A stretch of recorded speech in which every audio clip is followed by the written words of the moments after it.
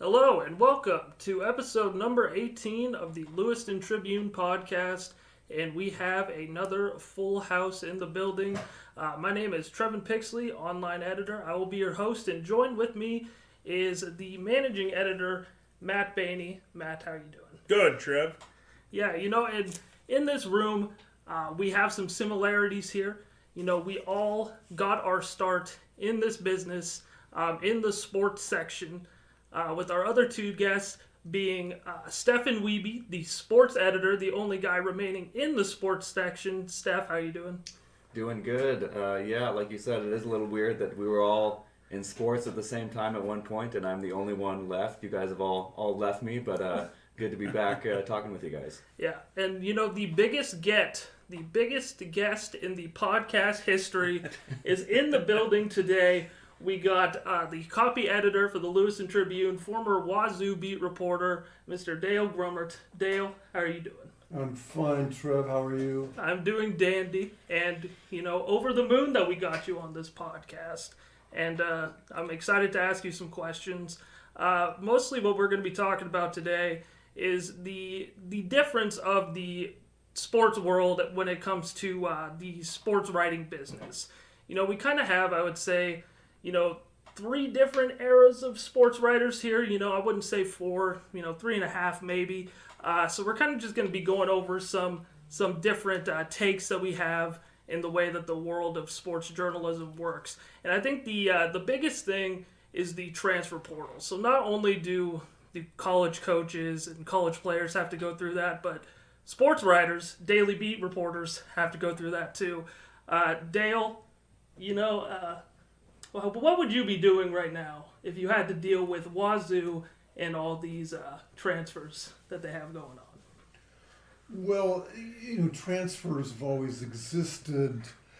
The new aspect of it is the word portal. Yeah. I mean, there are certain there are fewer restrictions to transferring these days, but the main change for me is the magical word portal. And I think of the Dr. Pepper commercial you'd see on the NFL recently that shows these Dr. Pepper land people being just aghast or just being blown away by the existence of this portal, and then they send the punter in. And then they get back or they send in their quarterback and get a punter back or something. But that's the main difference to me. It's just romanticized word. It's a romanticized idea. And I think eventually the idea is going to calm down. Mm-hmm. We're going to get fewer transfers because there won't be this sense of entering into our magic realm. Yeah. When you look at it from the eyes of a sports writer, you are still doing you're still in the sports writing realm kind of towards the beginning of when the transfer portal kind of started to get hot. But, when you're looking at it from afar, what have you kind of seen in terms of the grind from the sports writer covering this thing, and how difficult do you think that task is for an everyday beat reporter? Well, I have no doubt I've only been out of it for 2 years. I can say with great assurance it's much more complicated. It feels longer for you, Dale. Yes, it has. Yeah. But I started in 1978 as a full-time sports writer. And when I look back now, I just think that was such a simple world. I think of that in terms of the news, outside sports. Of course, it's not true at all. We were talking about Jimmy Carter's America, and which is fresh in all our minds right now, because it was such a complicated time. In a different way, it was a complicated time. But I think of that way in sports, and it definitely was a much simpler time in 1978. Steph, you've had to navigate the transfer portal as a beat reporter, now as a sports editor, trying to follow it. Kind of talk about that grind as somebody who's lived it. Yeah, well, first off, I kind of like Dale's first example. I know we had another copy editor who, the first time he saw the headline entering the portal, he had to joke about fantasy worlds and stuff like that, as it just is, especially if someone's not into sports, it just doesn't even make any sense.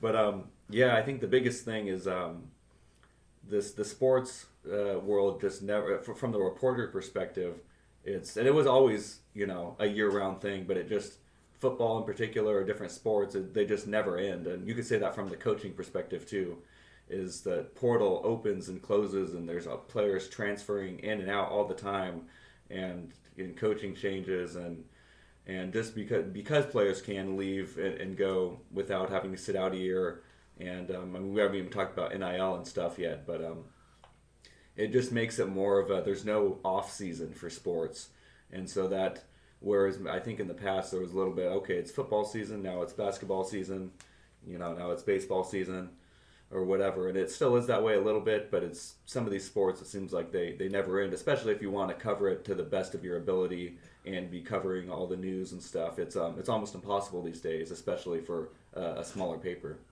Baney, do you recall, back before all this portal madness, like a huge Wazoo or a huge Idaho transfer that made some noise, that even kind of compares to some of these Wazoo Idaho transfers nowadays?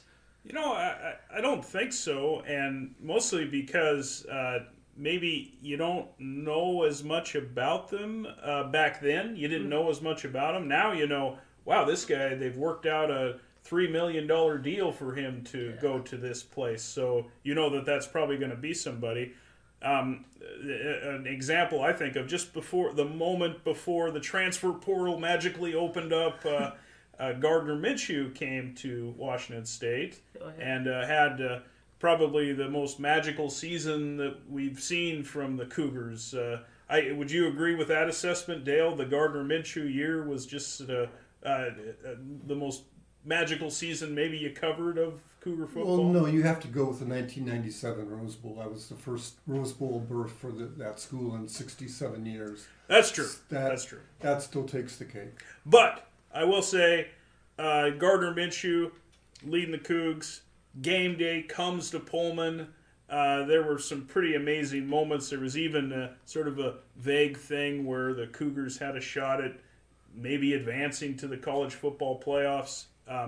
Anyway, that was the moment before the transfer portal came in. And that offseason, we didn't know who Gardner Minshew was. Kind of knew, but he really emerged during that season. I think nowadays, a player of that caliber, if he showed up, you would know that, oh, wow, he got this big money bonus coming. So, like Steph said, it's just it's year-round, and players move around so much, and I think I bet you all of us would agree that it is a positive change that players now can make money off of their name and their likeness, but it's the fact that you can't really stick with a team.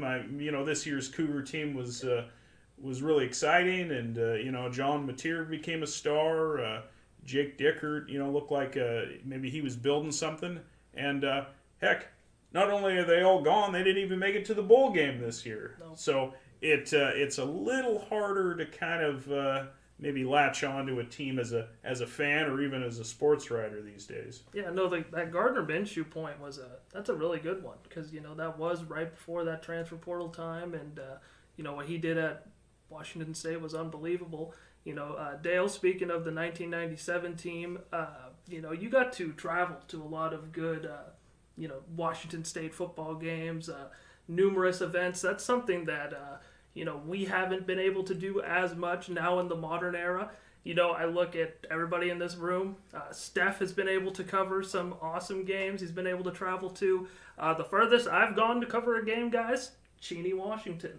Got to see the red turf to watch the Vandals play Eastern Washington. That was a good one. But Dale, kind of touch on some interesting traveling stories and kind of what you remember during your time on the road as a sports writer. Well, I did come into sports writing late in the era of newspaper popularity. Newspapers were much more on people's minds then. So there was there were more readers, there was more money, there was a bigger travel budget. So yes, that for me was a significant event in my life. because we're talking about getting an education in American college life. So Columbus, Ohio, Ann Arbor, Michigan, all the Pac-12 schools, Notre Dame, and with all of them, being a guy who grew up in Vancouver, Washington, I tried to turn that opportunity into my version of an education of college football in America. And so they were fascinating trips. They were exhausting trips because I tried to learn about the town as much as the football team and the game. So it was transformative for me. That's interesting. So what's like one thing that you would always do when you got to a new town to kind of get to know it? Well, I would find the first thing I would do is I would find the best bookstore and the best record store, because those were two important things in my life. But in so doing, I got to get a sense of the culture of the town, because those are the coolest neighborhoods in any college town, where the best bookstores are and the best record stores. So it was a little glimpse into the culture of that town. Mm-hmm. When you would find these cool record stores and these cool neighborhoods, would you just kind of, I guess, walk around the neighborhood to kind of check out the vibe? Sure. I would. Yeah, there's always a good eatery next to a record store and a bookstore. That's I would plan my days around having lunch at that eatery. So yeah, it was an immersive experience. And Dale often, let me interrupt, Trev. One of the best things about when Dale would go on the road to cover football was he would often write kind of a travel log story. It had sometimes little or nothing to do with the football game, and those were some of the best pieces to read. Any longtime Tribune reader might remember those, Dale writing about his time on the road somewhere. Guilty as charged, and those are almost unimaginable these days, because it's no one picks up a sports page looking for that. And then you can get away with it then, because I don't know why. I have to examine why it was more permissible then. And maybe it wasn't. Yeah, we didn't have analytics back then. We didn't know how many people read it or not. That's true. And then one thing that you also did that I think was cool too is when we would cover March Madness in Spokane. You would talk about the basketball that was going on in Spokane, but you would attack it a different way too when March Madness would come to Spokane. And it was never intentional to do that. It was always just always what I was interested in. Yeah.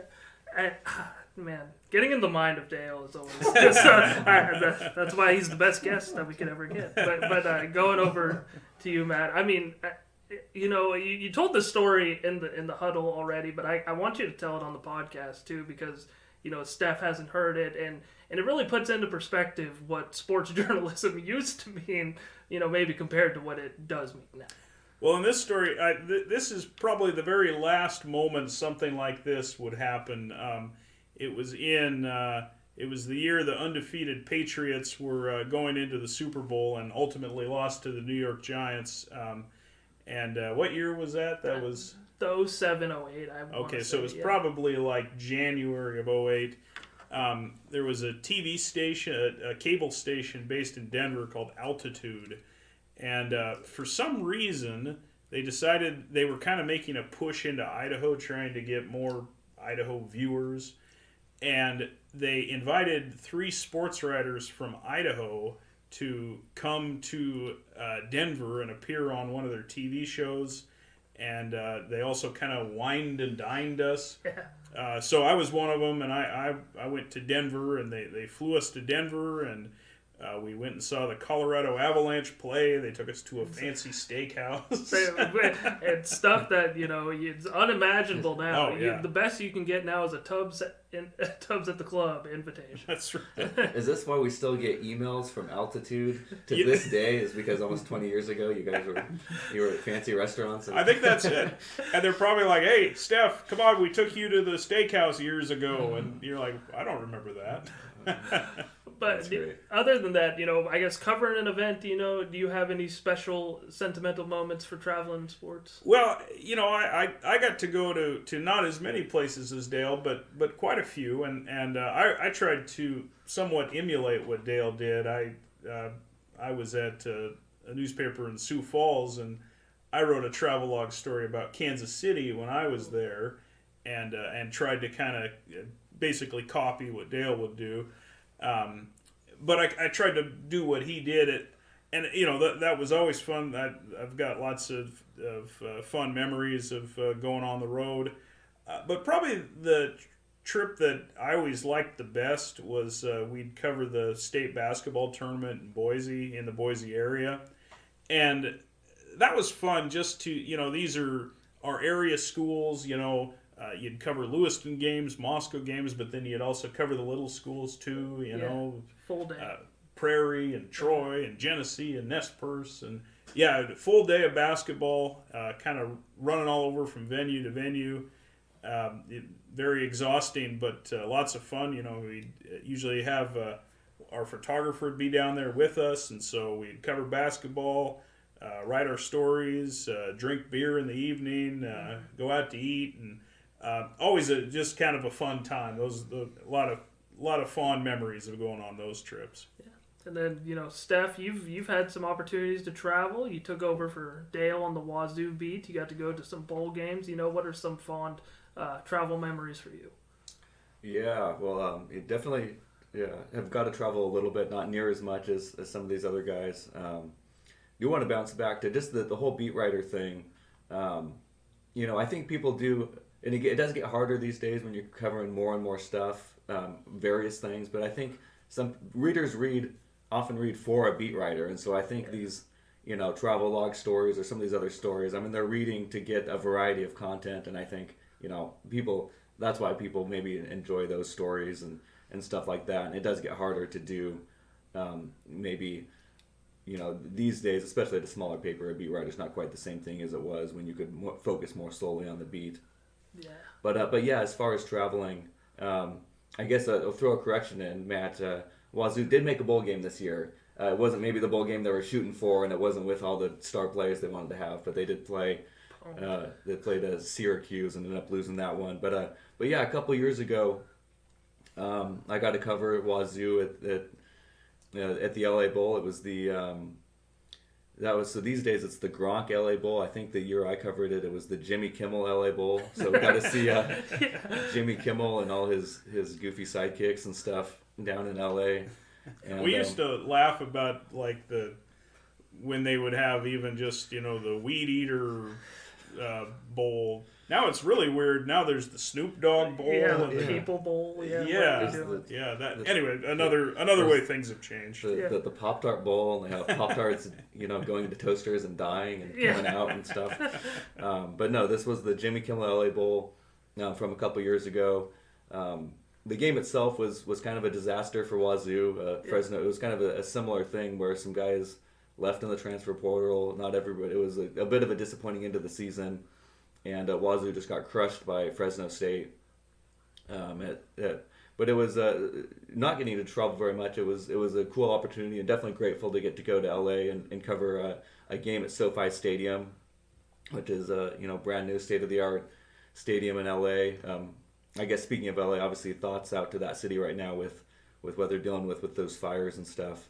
But yeah, one funny story from that was just that me and our old writer Colton Clark, who was working for the Spokesman at the time, actually he's still there even though he's not covering Wazoo, but we were some of the last ones still writing our stories, and it was only an hour or two after the game. It was really not that long, but they had cleared everything out and we were leaving, and the entire SoFi Stadium was just, the fence was all locked up. There was nobody out there. It was like we were trapped in this NFL stadium and we couldn't get out, and he's got his Uber ride trying to get in, and I had to pull apart a piece of a fence so he could squeeze through, and then I had to climb out. I had to climb over the fence just to escape SoFi Stadium. Not exactly what I was expecting in a big, state of the art game experience, but that was kind of how that ended for me. But Yeah, that's one of the most memorable things I remember about that.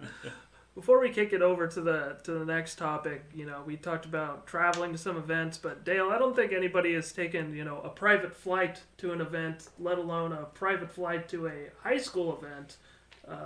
What do you recall about that information there that I just threw to you?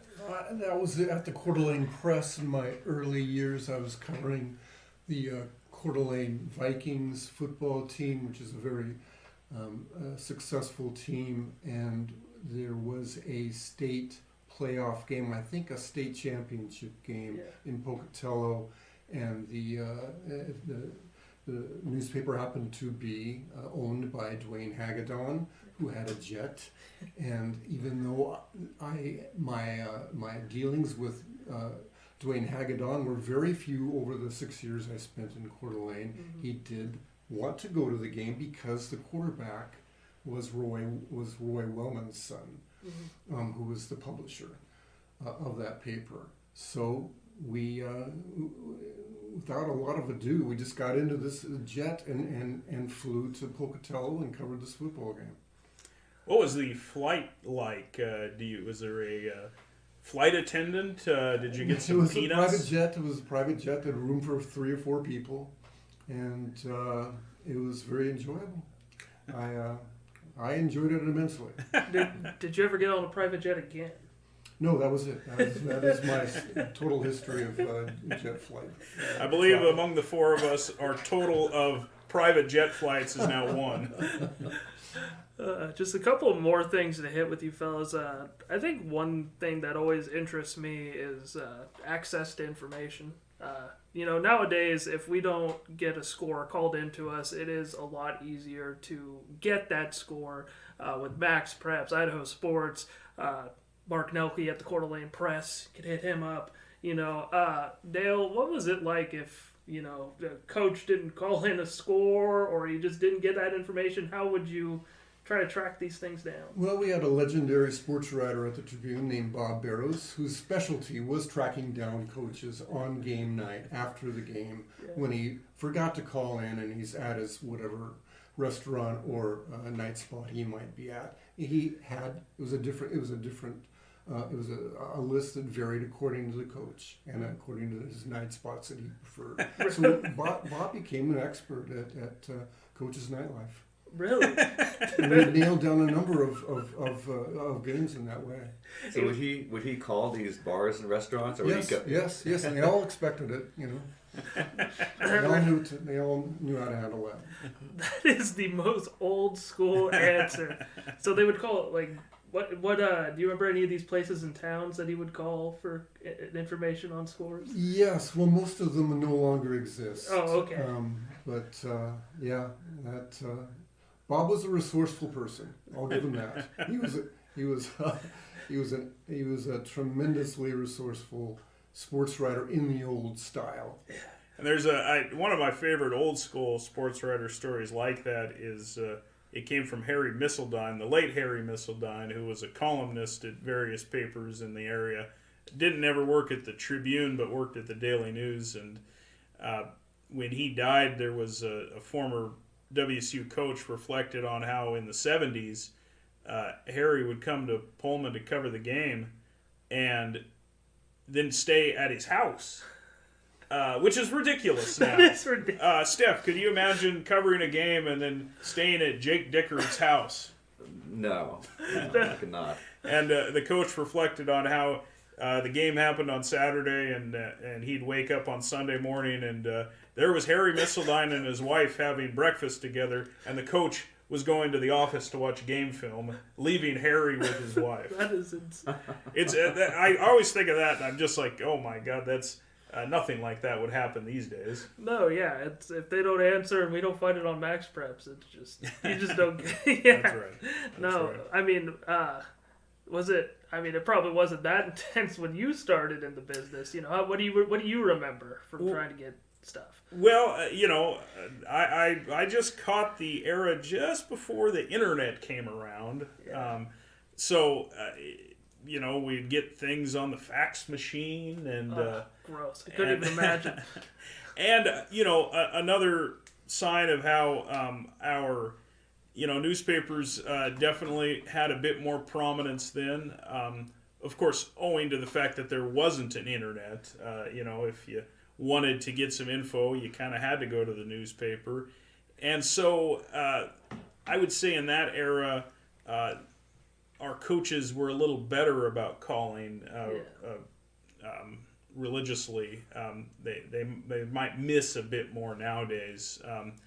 But back then, there was no other game in town. It was anyway, the phone, we still, on busy nights, you guys, the phone still rings quite a bit in the sports department, but not like in the old days when the phone was always ringing off the hook. Yeah, Steph, when you hear these old stories and, other old sports reporter stories, do you ever think, like, that you would want to be a sports writer in these eras, or do you think, I don't think I would want to do it back then? Because I hear these two and I'm like, I don't think I would. I think I'm in the right era for sports writing. What do you think? Oh, no, I think I definitely still want to do it. You think so? It'd definitely be very different in a lot of ways, but a lot of ways I think it's you're still telling stories, you're still interviewing, and I think in a lot of ways it's still the same. So, no, I think I definitely still want to be a sports writer, and sometimes, I mean, we're definitely in the information era and all that, but sometimes more information's not always better. I mean, you can looking up times for a game or something, and you might see Max Preps has one time, Idaho Sports has a different date, their school website has a third date, a Facebook post has a fourth time, and you're wondering, if you can't get a hold of someone and you have all this information, you're wondering which date and time is the actual time of this game that's happening. And so if any coaches or listening to this, I mean, it helps if we know exactly when stuff is happening, because sometimes there's a lot of different times and stuff floating around on when stuff's happening. So. Yeah, and then one final quick thing here. Access to athletes, Dale. Now when you go and you have to, like for Idaho Wazoo, you go and interview a player, you have to go through the SID and all that. And that was probably still common practice back in the day. But, how much easier was it to just, talk to a player, get interviewed, get quotes? What was that process like back in the day? Back then, the Wazoo football team would eat dinner at the Cub, at the Student Union building. They had a special room, but it was the Cub, and I would just hang out as dinner ended and interview people on the spot, completely unscheduled. There wasn't a sports information director within blocks, and I had some of my best interviews ever in those situations. And were the athletes at all bothered by me? No, they embraced me. They dug that experience. No, that sounds awesome. I wish there was more of that. I think the only time I ever did that was, and it wasn't even barely that, was during a football practice. I interviewed Hayden Hatton because he said he had to do something after practice and he didn't want to wait till after practice. So I just interviewed him on the sidelines. I mean, it is crazy how much more you have to go through nowadays to get to athletes. I think maybe more of a process. What do you think? Oh, for sure. Yeah. And it's interesting, athletes nowadays, they don't need us to get their name out there. They all have their social media accounts. That's kind of how they relate to the public. Back in Dale's day and my day even, the only way the public would know about them would be reading it in the newspaper or maybe seeing them on TV. So it's it's different, and Dale kind of hinted at it. I do. Sports information directors at colleges, they don't, but they're looking out for, I guess, the team's best interest, maybe the player's best interest. But honestly, I don't think a chat with a sports writer is gonna ruin an athlete or anything. It sometimes seems to be that's what the schools seem to think, that it needs to be nice and tightly controlled. But generally, we just want to say, what are you thinking going into the game? We're not looking for them to call their coach a bad name. Yeah, exactly. No one's looking for a gotcha interview for Wazoo in Idaho. You know. That's right. But I don't know. I think that's all I have here. You know, anything over any other thoughts that you fellas have on the sports industry or how things have changed, you know, in the business? Well, you know, a lot of respect for Steph and Sam Taylor and Cody Wint, our current staff. I think Dale and I both loved our time in sports. I think Trevan loved his time in sports, but it's a tough gig, man. It's there's a lot to like about it, and I know I thoroughly enjoyed my 20-some years of doing it, but I'm happy to have that era kind of tucked in the past for myself. I guess, Steph, do you you know, it is such a challenge, but it sounds like you still enjoy the challenge, huh? Yeah, no, it's definitely changed. Like we've discussed this whole time, it's definitely changing a lot. Some for the better, some for the worse, and obviously the industry is changing as a whole as well. And maybe that's a discussion for another time. But no, I mean, I still enjoy sports. Still enjoy. It always comes back to just telling stories and stuff, and I enjoy that part of it. And yeah, we're just trying to do the best we can in this new world, and yeah, hopefully we'll see. You know, as it keeps changing for the better and for the worse, so hopefully we'll see more for the better as it's going on, and keep doing the best we can do. Heck yeah. Thank you guys for tuning in to another episode of the Lewiston Tribune podcast, and I hope you have a great